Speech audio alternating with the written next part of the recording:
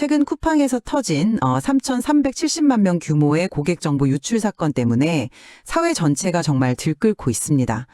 이름, 전화번호, 주소 같은 아주 민감한 정보가 통째로 넘어갔다는 소식에 뭐랄까 누가 우리 집에 들이닥치는 거 아니야 하는 그런 원초적인 공포도 있고요. 또 어제 주문하신 기저귀 배송이 잘못됐어요처럼 이건 너무 정교해서 속을 수밖에 없겠다 싶은 스미싱 범죄에 대한 우려까지 그야말로 패닉 상태에 가까운 것 같아요. 오늘 저희는 이 사건의 본질을 조금 다른 각도에서 파고들어 보려고 합니다. 이 사건, 이걸 단순히 악의를 가진 전 직원 한 명의 어떤 대담한 범죄 행위로만 봐야 할까요? 아니면 성장을 위해서 보안 같은 비용을 계속 뒤로 밀어온 이 테크 기업의 구조적 문제가 결국 터져 나온 어쩌면 예견된 참사는 아니었을까요? 저는 이 사태가 단발성 사고가 아니라 쿠팡의 성장 우선주의 문화가 쌓아올린 기술적 부채가 만기가 돼서 터진 필연적인 결과였다. 이런 관점에서 이야기해 보겠습니다. 글쎄요, 저는 그 프레임에는 동의하기가 조금 어렵네요. 사건의 핵심은 명백히 악의를 가진 내부자의 범죄 행위예요. 물론 시스템에 보완할 점이 없진 않겠죠. 하지만 모든 논의의 출발점은 그 범죄자 개인의 책임이어야 한다고 봅니다. 이걸 아직 입증되지도 않은 기업 문화의 문제로까지 확대하는 건 자칫 범죄의 본질을 흐리고 책임의 소재를 불분명하게 만들 수 있다. 저는 이런 관점에서 말씀드려보겠습니다. 네, 그럼 제 입장을 먼저 자세히 설명해 드릴게요. 일단 3,370만 명이라는 숫자에 집중해야 해요. 이건 한 개인이 USB에 몇 번 복사해서 들고 나갈 수 있는 그런 규모가 전혀 아니거든요. 이 정도 규모의 데이터가 유출됐다는 건 그러니까 접근 통제, 데이터 관리, 감사 로그, 그리고 특히 퇴사자 보안 프로세스까지 보안 시스템의 거의 모든 단계가 무너졌거나 어쩌면 아예 존재하지 않았다는 걸 의미하는 거죠. 이건 단순한 실수가 아니라 오랫동안 방치된 구조적 결함의 증거라고 봅니다. 최근에 직장인 커뮤니티 블라인드에 올라왔던 내부자 폭로도 이런 맥락에서 봐야 해요. 물론 익명의 글이라 100% 신뢰할 순 없지만 IT 인력의 상당수가 특정 국적 출신으로 채워져서 그들만의 카르텔이 형성됐다는 주장은 이게 중요한 시사점을 던져요. 특정 집단이 견제 없이 핵심 시스템을 장악할 때 어떤 위험이 발생하는지, 그리고 회사가 그런 위험을 인지하고도 방치했는지를 보여주는 하나의 정황 증거가 될 수 있다는 거죠. 그리고 결정적으로 용의자가 퇴사하고 유유히 해외로 출국했다는 사실, 이게 모든 걸 말해준다고 생각합니다. 이건 시스템 실패의 결정적 증거입니다. 저는 그 문제에 좀 다른 방식으로 접근해야 한다고 생각해요. 모든 논의는 전직 직원이 고의로 정보를 빼돌렸다는 이 명백한 범죄 사실에서 시작해야죠. 어떤 기업이라도 작정하고 덤비는 내부자의 소행을 100% 막는 건 현실적으로 불가능에 가깝습니다. 특히 시스템에 대한 깊은 이해와 높은 접근 권한을 가진 이른바 특권 사용자의 일탈은 보안의 가장 어려운 숙제 중 하나고요. 이번 사건 역시 그런 내부자 위협의 전형적인 사례로 봐야 합니다. 말씀하신 그 블라인드 글은 아시다시피 현재 삭제됐고 주장의 진위가 전혀 확인되지 않았어요.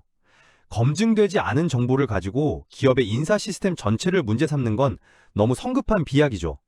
오히려 경찰이 쿠팡의 고소장을 접수하고 서버 기록을 토대로 유출 경로를 추적하는 사이버 수사에 착수했다는 점에 주목해야 해요. 이건 수사당국 역시 이번 사태를 시스템의 구조적 결함보다는 개인의 불법 행위에 초점을 맞춰보고 있다는 걸 보여주는 거거든요. 섣부른 문화 비판보다는 범죄 사실 규명이 우선 아닐까요? 그 블라인드 폭로글을 단순한 가십으로 치부할 수는 없다고 봐요. IT 인력 절반, 매니저 90% 같은 구체적인 수치나 카르텔이라는 표현, 이런 건 내부 사정이 정통하지 않다면 쉽게 나올 수 없는 디테일이거든요. 물론 말씀하신 대로 익명의 글이 가진 한계는 명확하지만 이 사건의 배경을 이해하는 중요한 단서로서는 충분한 가치가 있습니다.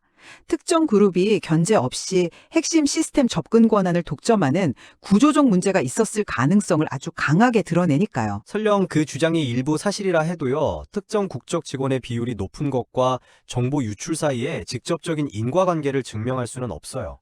저는 그 연결고리가 대단히 취약하다고 봅니다.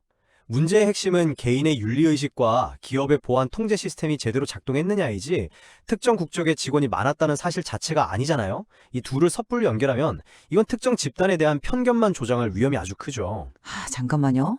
제가 국적 자체를 문제 삼는 게 아닙니다.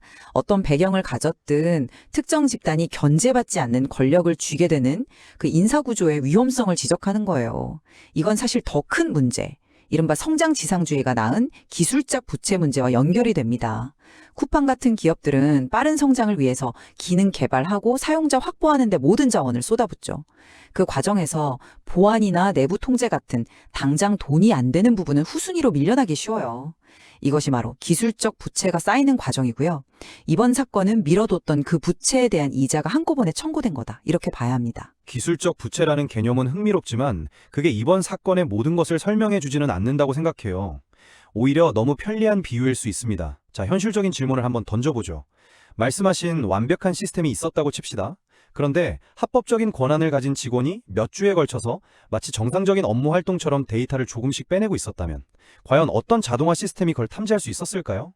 오탐, 그러니까 false positive 때문에 정상적인 업무까지 마비시키지 않으면서 말이에요. 이건 기술적 부채의 문제가 아니라 신뢰를 기반으로 할 수밖에 없는 내부자 접근 권한의 근본적인 딜레마입니다. 바로 그 지점이 핵심이에요. 퇴사자 관리 프로세스만 제대로 되어 있었어도 피해를 막거나 최소화할 수 있었어요.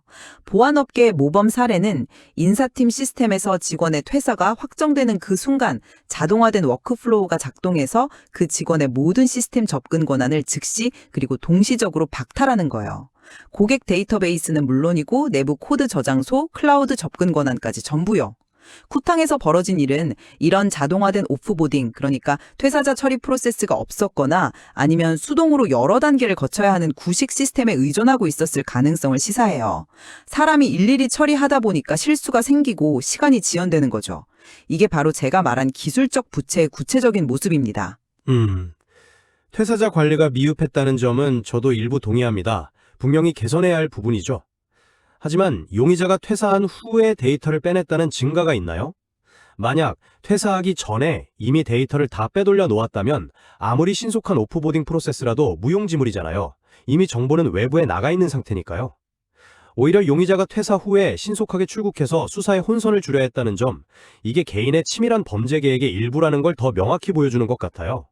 기업이 국경을 넘나드는 범죄자의 도주까지 완벽하게 예측하고 통제하기란 현실적으로 불가능하죠. 그 주장은 책임의 소재를 완전히 잘못 짚고 있어요. 3,370만 명의 민감 정보가 한 개인의 의지에 따라서 이렇게 쉽게 유출될 수 있는 시스템, 그 자체가 문제의 본질이라는 겁니다. 이건 마치 은행이 금고 문을 열어놓고 도둑이 너무 대담해서 어쩔 수 없었다고 말하는 것과 같아요. 애초에 한 개인이 그렇게 방대한 데이터에 접근할 수 있도록 허용한 최소 권한의 원칙이 지켜지지 않았다는 거고, 데이터 접근에 대한 로그 기록과 모니터링이 부실했다는 증거이기도 합니다.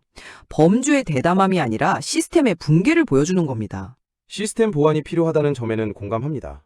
하지만 당장의 해결책에 대한 초점은 좀 달라야 한다고 생각해요. 지금 우리에게 더 시급한 게 근본적인 구조 개선인가요? 아니면 즉각적인 2차 피해 방지인가요? 장기적인 구조 개선은 반드시 필요하지만 시간이 걸리는 과제잖아요. 지금 이 순간에도 유출된 정보를 이용한 스미싱 문자가 돌고 있을 수 있어요. 고객님, 어제 주문하신 기저귀건에서 배송 오류가 발생했습니다.처럼 이름, 주소, 최근 주문 내역까지 결합된 너무나 정교한 사기 문자가요. 원인 규명도 중요하지만 소비자의 실질적인 피해를 최소화하기 위한 즉각적인 대응과 경계가 현실적으로는 더 중요하지 않을까요? 그건 본질의 외면한 미봉책일 뿐이에요. 비밀번호 변경이나 카드 재발급 같은 전문가들의 권고는 결국 기업의 실패로 인한 책임을 소비자에게 떠넘기는 거잖아요. 떠넘기는 게 아니라 현실적인 자기방어 수단을 알려주는 거죠. 이미 엎질러진 물이니까요. 하지만 왜 소비자가 그 수고를 감수해야 하냐는 거죠. 이미 7만 명이 넘는 사람들이 집단소송 카페에 가입했어요. 이건 뭘 의미할까요? 소비자들이 단순한 피해 구제를 넘어서 기업의 근본적인 시스템 개선과 총체적인 책임을 요구하고 있다는 명백한 신호입니다. 이번 기회에 재발 방지를 위한 근본적인 구조 개선을 강력히 요구해야만 제3의 쿠팡 사태를 막을 수 있어요. 이 사건을 계기로 기업의 데이터 보호 책임을 강화하는 법적, 제도적 논의로까지 나아가야 한다고 봅니다. 물론 기업의 근본적인 책임과 구조 개선 요구는 타당합니다. 하지만 현실을 무시할 수는 없죠. 이미 유출된 정보는 다크웹 어딘가에서 불법적으로 거래되고 있을 가능성이 높아요. 이런 상황에서 구조 개선만 외치는 건 당장 발등에 떨어진 불은 끄지 않고 집의 설계도만 논하는 것과 같아요. 2차 피해는 소비자들의 삶을 직접적으로 파괴할 수 있는 실질적인 위협거든요. 따라서 즉각적인 피해 방지 노력과 장기적인 구조 개선 요구가 병행되어야 하는데 현 시점에서는 전자의 중요성이 더 크다고 보는 겁니다. 그리고 섣부른 규제 강화는 자칫 혁신의 발목을 잡을 수도 있고요. 자, 그럼 제 입장을 정리해 보겠습니다. 저는 이번 사태가 한 개인의 일차를 넘어 빠른 성장이라는 목표 아래 보안과 같은 기본적인 책임을 등한시한 기업 문화가 빚어낸 명백한 인재라고 봅니다. 따라서 소비자들은 단순한 피해 보상을 넘어 기업의 근본적인 체질 개선과 투명한 정보 공개를 요구해야 합니다. 이것이 반복되는 데이터 유출의 고리를 끊는 유일한 길입니다. 제 입장을 요약하자면 악의를 가진 내부자라는 변수는 어떤 완벽한 시스템에서도 100% 통제하기 어려운 위협이라는 점을 인정해야 한다는 겁니다. 불확실한 주장에 근거해서 기업 문화 전체를 문제 삼기보다는 우선 범죄자에 대한 명확한 수사와 처벌, 그리고 당면한 2차 피해를 막는 데 집중하는 것이 더욱 현실적인 접근법이라고 생각해요. 시스템 개선은 그 이후에 차분하고 냉정하게 논의해도 듣지 않습니다. 네, 양측 모두 이번 정보 유출 사건이 소비자에게 미친 피해의 심각성에는 깊이 공감하고 있는 것 같네요. 철저한 원인 규명과 실효성 있는 재발 방지 대책 마련이 시급하다는 점에는 이견이 없을 거고요. 맞아요. 이 사건을 한 개인의 치밀한 범죄로 볼 것인지 아니면 예견된 시스템의 붕괴로 볼 것인지에 따라서 문제의 진단과 해법은 크게 달라질 수밖에 없겠죠. 오늘 저희가 나눈 다양한 관점들이 청취자 여러분께서 이 사안의 본질을 더 깊이 탐색하는 계기가 되었으면 합니다.